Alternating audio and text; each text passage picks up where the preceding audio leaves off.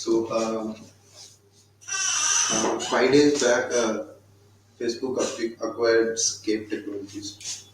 So, I'm just going to brief about like what they've built and how they have built it as per their CTO's views. Uh, I think they bought for $8 million. What problem they are trying to solve is they are trying to find your location in the world uh, using cameras, basically visual positioning system. So how their concept is, as a human eye, when you go to some city or place, you are able to infer like where you are using just seeing by seeing street signs or stop signs, anything. So uh, what they are um, proposing is using first principles. A camera should be enough to identify a location. Like you must be able to tell where you are in the world using just the cameras. Um, but on the downside is we as humans have uh, two eyes. Using two eyes, you have two different views of the same feature. You will be able to perceive a depth information also. That effect is called stereo vision. Um, but using a single camera, you won't be able to do that. They drew intuitions. If you see a chicken's head, it will be moving forward, backward, right? So what it does, it captures the 3D depth information by motion. So, but on one point it captures the one point. When it tries to move to the next point, from that view it again captures that point and it constructs the 3D image. So what they tell, using this stereo vision concept, we can map the entire world as a 3D place using cameras. But the main drawback is traditional algorithms like this structure from motion that they also explain.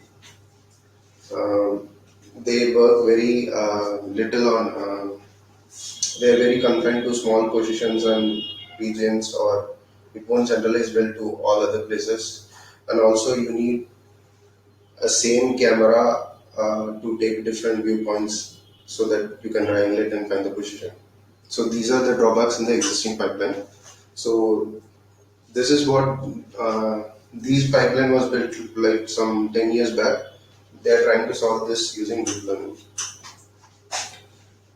And, yeah.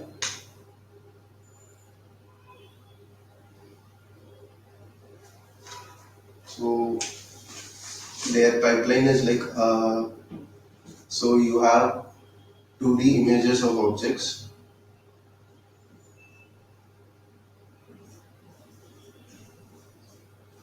at different positions. They try to triangulate the point, then map this point to a real world map. Like saying real world, the map is like this. They are trying to tell that this point is where in the world. This is very interesting problem because till now the way that people are solving this problem is they will have this Google Street View cameras. Cars are there. They are equipped with 360 degree cameras and like lot of, it's very costly, and only few companies are able to do that because of the effort involved in it. You need to have those machines, then you need a lot of fleet of them to exactly map the whole world. But what Scape is trying to solve is, if you are able to achieve a good accuracy model, you have already a lot of images taken by different cameras by people or drones or now autonomous vehicles. All this data is going to feed in your system. You just have to build a pipeline which is able to handle these amount of data which is coming into the system in a streamlined manner to give a good representation of your 3D space. Uh, so the way they achieve this, they have built their pipeline consists of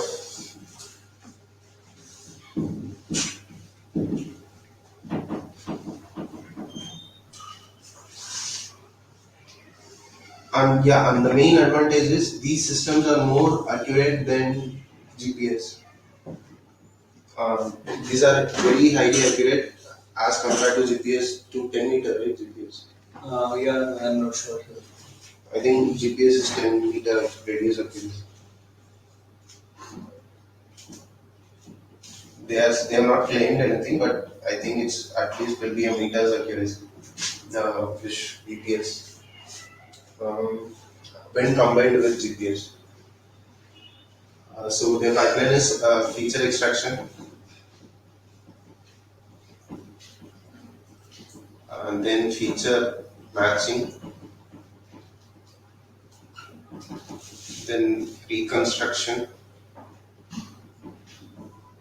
then geo aligning. Uh, like the way we process, they want to extract key features out of an image. Say a temple is there, they want to extract key features from the whole scene and try to match it with the features extracted from the same scene from through a different view. So then they try to match this is this, this is this, this is this. Then with this data, they try to they have now different features mapping to each other. Then they try to create an approximation optimization of this point into a 3D space. Then once you have the 3D space, they and you know that this temple is in certain GP coordinate. They try to with this temple they try to map the surrounding layers. They align it as a anchor, and you also have a lot of information which is images which is near to this temple. You also calculate the location based on this anchor. So that is called as geoalignment. Once you create approximate map, you just place the map on the real world GP. With the GPS coordinate you already know and try to improve it. That is your localization. Um, Traditionally, the way people are solving is SAFT, scale invariant feature transformation. So what it does is SIFT actually calculates the difference in gradients. It's like more like like if say these images are dark, this ROI of an image, say there is a shift in the gradients, say this is dark and this is light, it tries to say that the movement of the gradient is towards this way. Similarly, it tries to extract patches, say 4 cross 4, I think this is what they do on a standard. So they extract 4 cross 4 patches like this and compute gradients. And then they compute the histogram of this, each patch, and you have different graphs and they combine all the histograms. Then you have a representation of histograms for this particular image. Then they similarly they calculate for the image too, and then they try to match the histograms. Then they finally see both the images are matching. The problem is what I told. This pipeline is very assumes like it can't handle the variations in features. It's like the features has to match exact 1:1. So the Scape Technologies, what they have done is two things they have done. One is they have built a very good feature extraction and matching algorithm, And second, they have built a very good restructuring algorithm. Sorry, reconstruction algorithm. First, I'll tell you the reconstruction algorithm. What is reconstruction is once you have all the points, matching points, uh, say for example, I am trying to have different camera views of this triangle.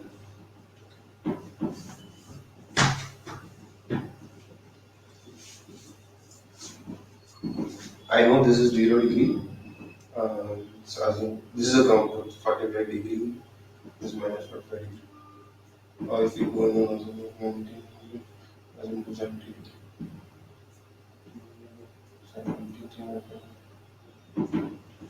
So what they do is they calculate a relative position between camera points, and using a triangulation algorithm, say they pass a ray of light, say this feature is there, and they computed that these features are similar.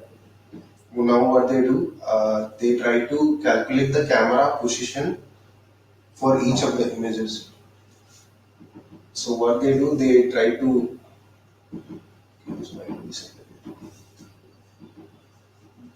this concept is called triangulation. You have three different points and try to localize the point where they meet. The problem here is you don't know the exact camera angle. You have to find the camera angle. How do they do it?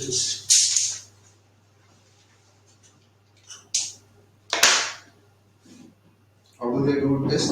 They calculate relative positions. Say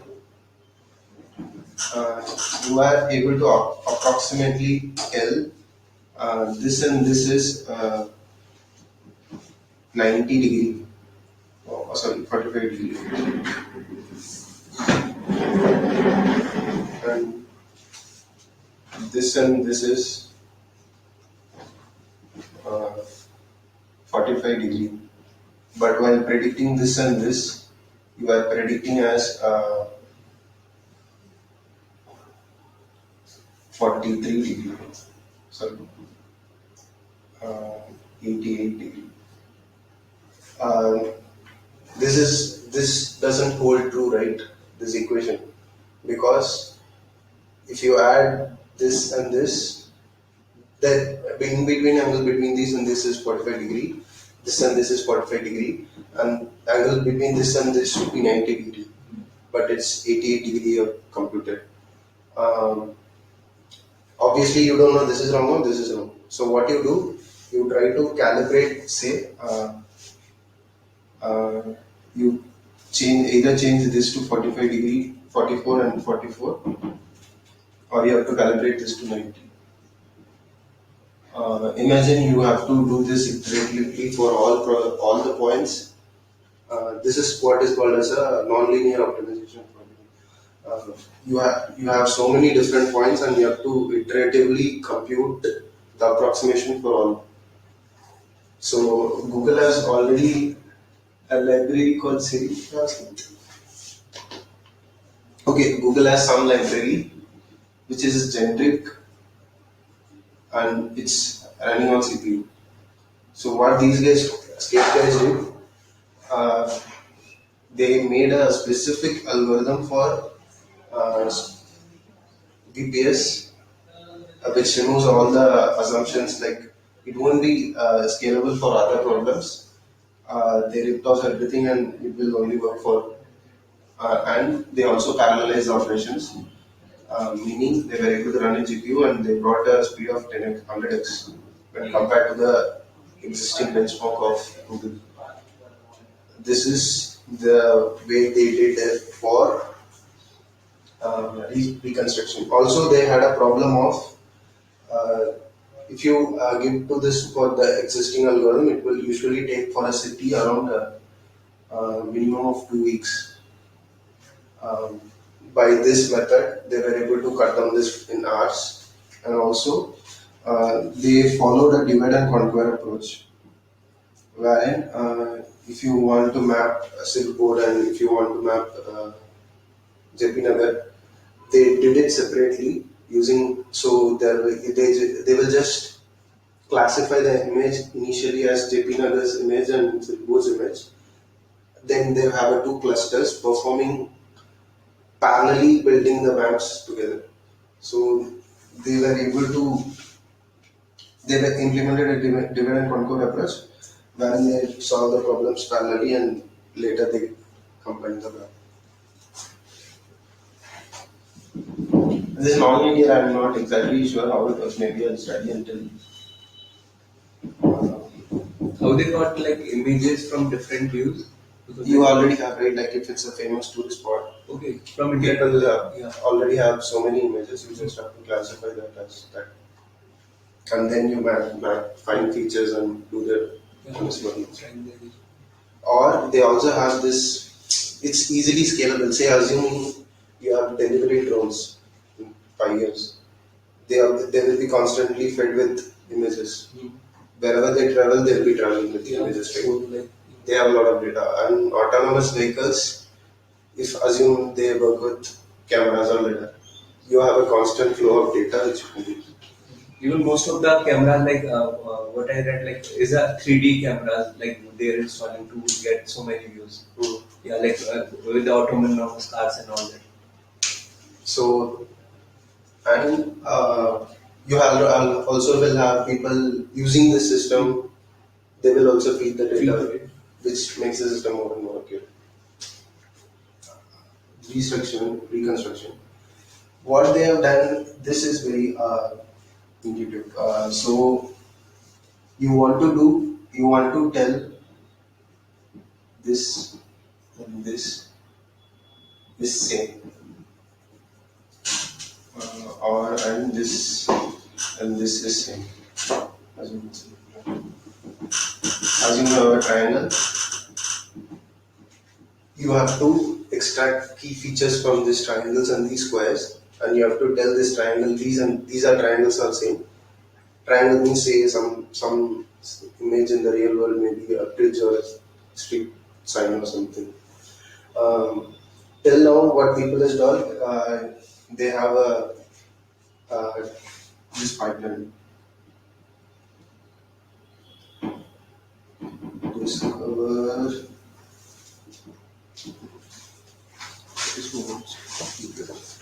No.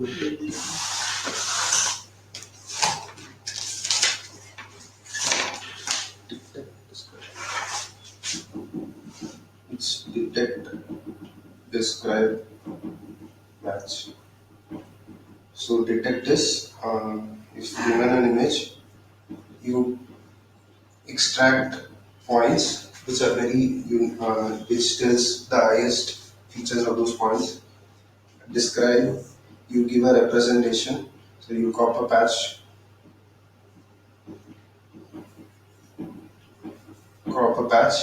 and then for each patch, you match it with the different view.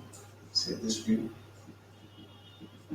You crop these two patches, and if these two patches match, they belong to the same image. Uh, and same image, sorry, they belong to a same feature represented by a different view. This is a standard pipeline. So the way people till now solve is it like how you do for face match. You have two features. This is the topmost feature of the rectangle. They have a Siamese network which extracts the features. So, yeah. Then they have a triplet loss. Triplet loss is a standard, right? To calculate the embedding for this image and this image. If the embeddings are very close in vector space, they say the images match. If the embeddings are different, they say it doesn't match. You know that. You know that is triplet loss you have anchored. So you have this architecture. The main goal of triplet loss is you have uh, all you need to prove for this is the distance between this and this should be less than the distance between this and this say this is the anchor, positive, negative. The distance between this should be small and distance between this should be high. Okay, that is the concept.